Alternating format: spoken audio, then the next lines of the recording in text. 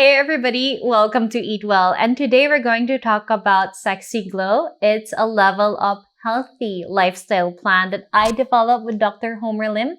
He's the medical director of the Integrative and Holistic and Anti-Aging Society in Asia, also the farm at San Benito. So we made this program to make it easier for people to manage their weight, look younger, have more energy, and feel better.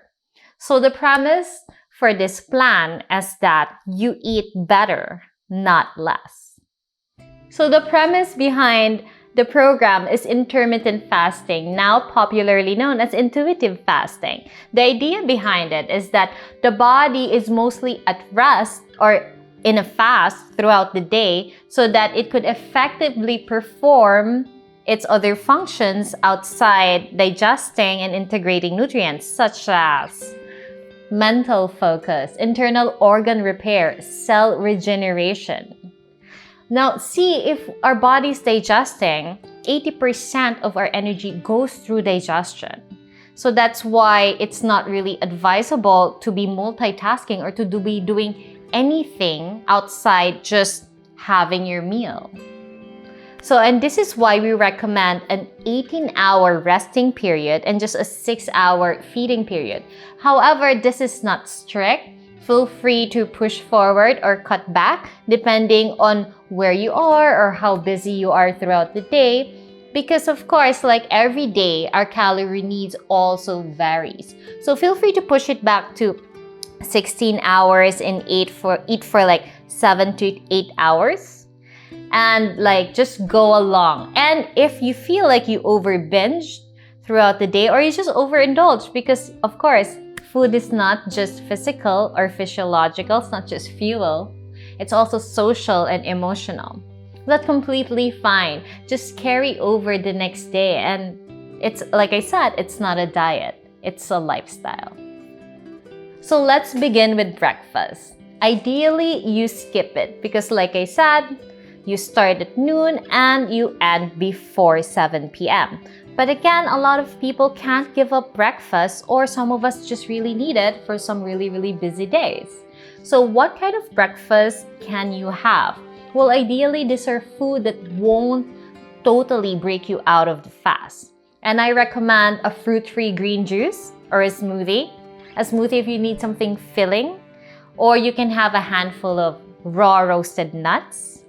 And what I love is that my best friend actually introduced me to this green banana in Finland that reminds me so much of our native banana in the Philippines that we just boil, and it's like sweet potato. And resistant starch is actually really effective. Or you can have a piece of fruit, but ideally nothing too sugary, because we don't want to spike your sugar so early in the morning because that would create more cravings. And you would tend to eat more and you'll break your fast. So we need to just give you enough energy to get by if you still can't skip breakfast. And a lot of people are gonna ask, what if we work out? Well, ideally, a fasted workout is best. But after you work out and there's still maybe 3-4 hours before lunch, then that's the time that you could refuel with the food that I suggested.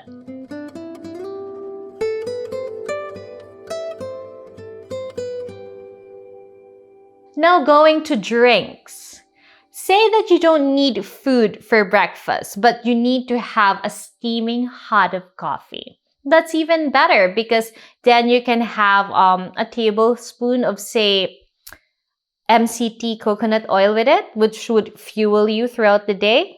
Just don't put any more sweetener, and you can have non-dairy milk if you'd like to.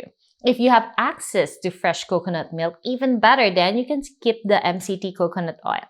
And that's your bulletproof coffee. And that will for sure give you prolonged energy to sustain up until noon. But if you don't drink coffee, then just have your preferred tea, matcha, or even hot chocolate.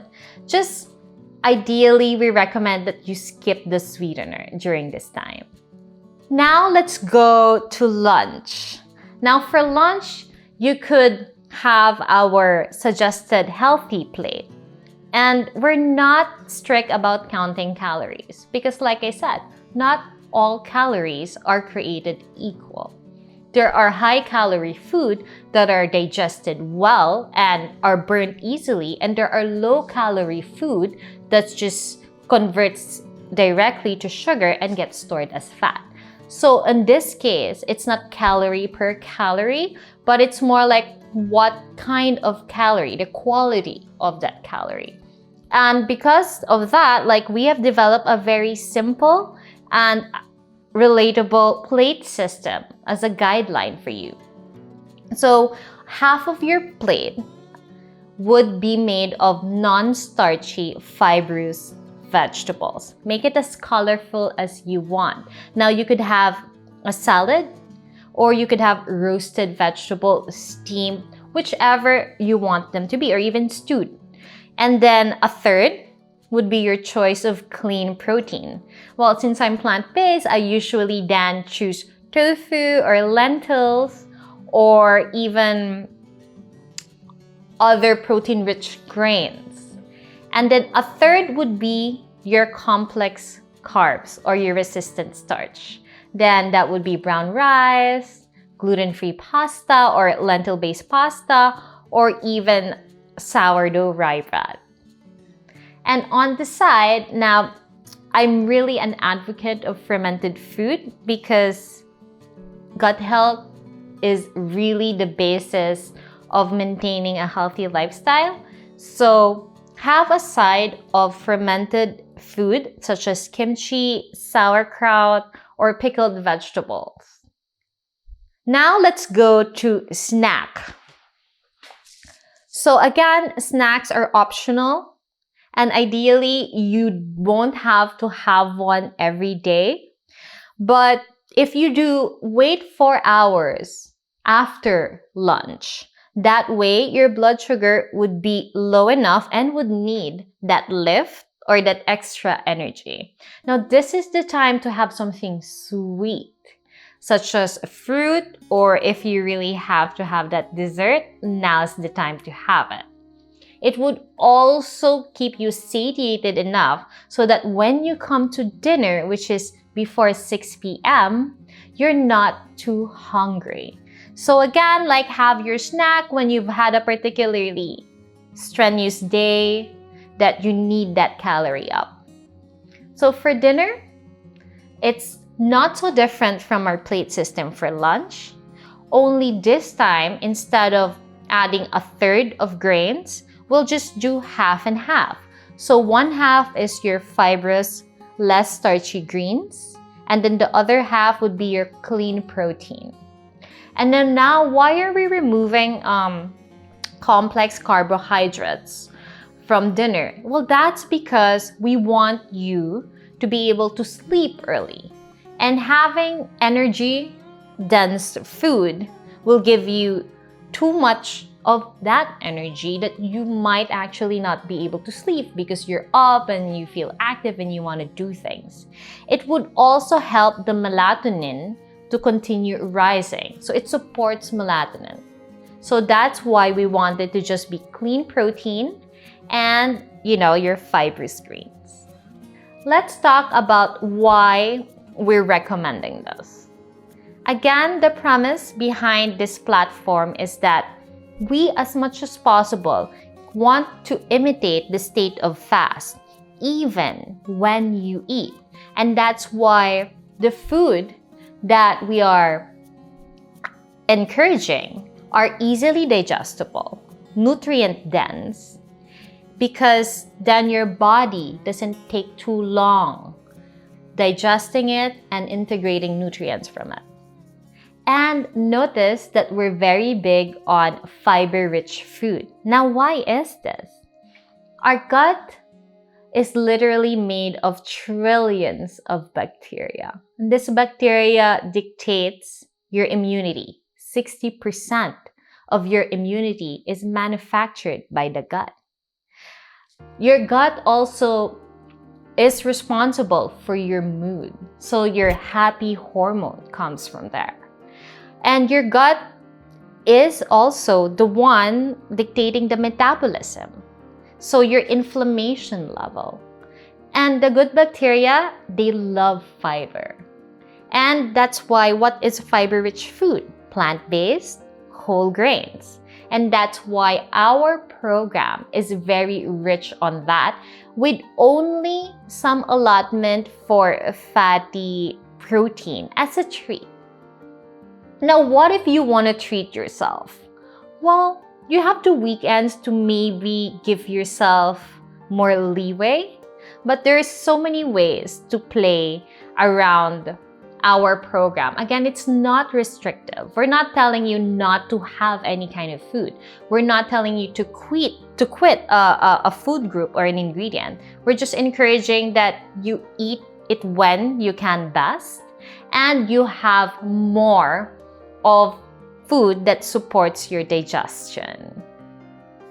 Very important is to have at least 2 to 3 liters of water. And that's pretty natural as we're made of 70% water. So a lot of times we think we're hungry, but we're actually just thirsty. And this is why we recommend that if you feel some craving or you feel you're hungry but it's not time to eat yet, maybe have a tall glass of water, and if that doesn't satiate you, then it's probably hunger. But most of the time, I guarantee you're just really, really thirsty. Let's talk about palate cleanser. Now, notice how in our plan, we don't really include dessert after the lunch. We just encourage that you could have your sweets as a snack 4 hours after. But you could have a palate cleanser after the lunch, which could be a tea or a coffee. What are the things that people normally ask us? Well, they ask like, is this program good for an active lifestyle? Totally, because we don't restrict you in terms of calorie. So if you feel that you're extra active, and then just eat more, right? And another thing they're concerned about is that, is it good for the hormones? Because there's a lot of people who feel that maybe an intuitive fast or intermittent fasting is not conducive for hormonal health. But we've actually had clients that subscribe to our programs which balance their hormones. Women with PCOS who did really, really well. And this was really a very pleasant surprise even for me. So it's not just supportive of your hormones, it's really, really helpful for it. Another thing that people are always asking me is, how much coffee can I have?